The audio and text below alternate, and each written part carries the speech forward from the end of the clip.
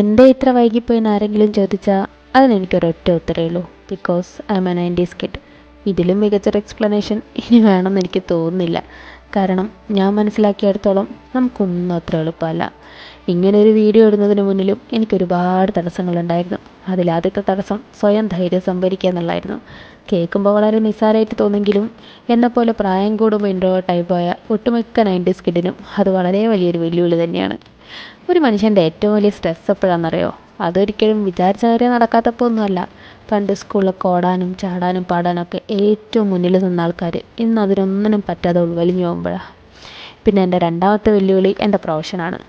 ഡോക്ടറെന്ന് മുദ്ര കുത്തപ്പെട്ട ഒരു സമൂഹത്തിൽ നാലാളുടെ മുന്നിൽ ഉറക്കെ ചിരിക്കുന്നതും കളിക്കുന്നതൊക്കെ കണ്ട് വിലയിരുത്തി കളയുന്നത്.